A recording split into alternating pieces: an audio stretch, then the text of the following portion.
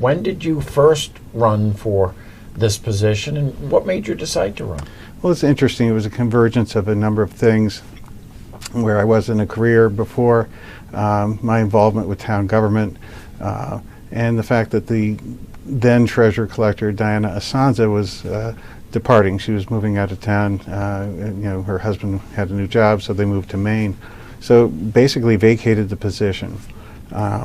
So I saw an opportunity. I said, you know what? I've been involved with town government since 2002, Finance Committee, RTM, Planning Board, Board of Selectmen.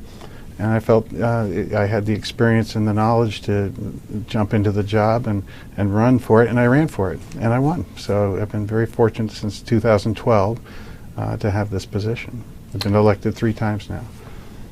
It's no secret, both in my newspaper column and on North TV, that I've stated I live in Attleboro. I grew up in Attleboro. Attleboro has an elected treasurer. They have a separate collector. Here in North Attleboro, the position is one and the same.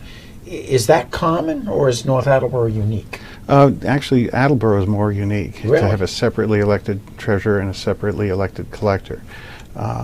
Most cities and towns in the Commonwealth have combined the 2 positions of collector and treasurer because they do have similar functions and they do work very well together as the same person in the position.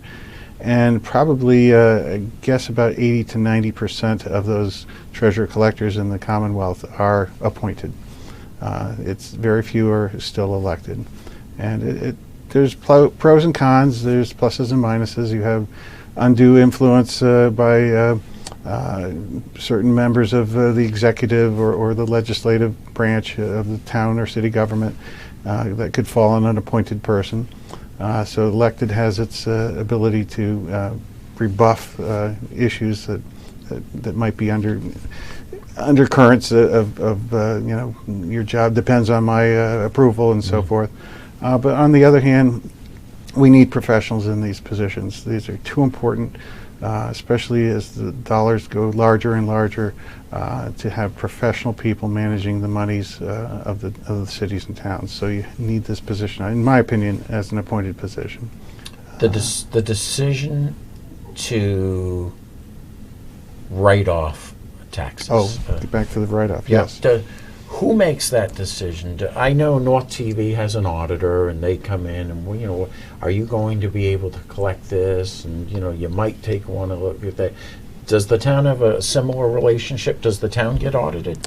Town gets audited all the time, every year, annually by auditors. But in terms of writing taxes off, it's a cumbersome tool, but I have the ability to petition to ask the assessors to abate or remove taxes or write off taxes for a specific property or specific business.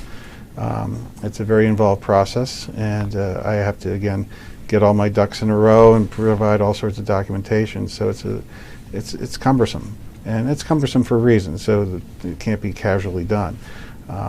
But I fill out a specific state form that says you want to abate the taxes, remove the taxes, write off the taxes for a particular property, and provide all the documentation to the assessors, and then it's up to them to vote.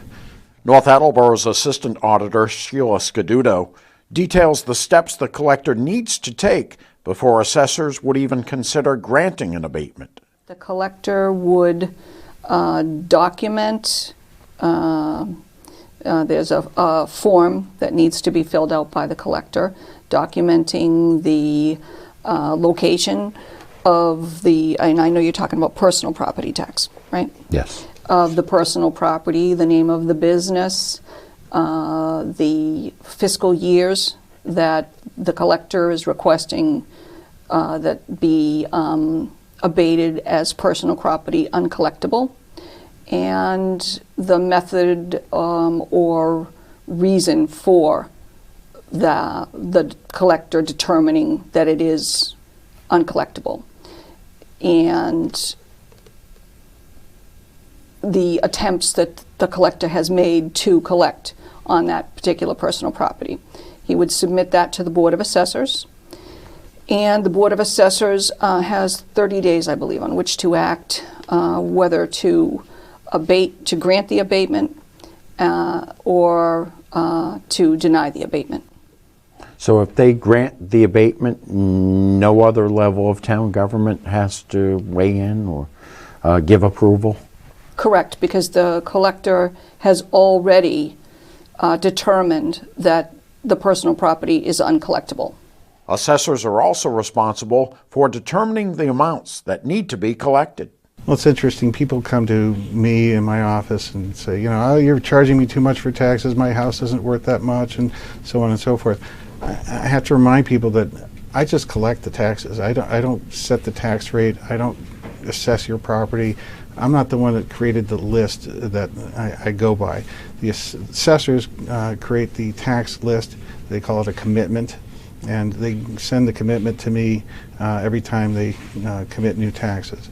So I've got the list. There's no negotiating with me. I've got to go by what they say. If you need to abate the taxes, you know, you prorate your, you sold your car, whatever, you need to go up to the assessor's office and speak with them. In general, things have gone fairly well. I'd say very well, actually, over the 6 years that I've been in this position. So the assessors make the ultimate decision?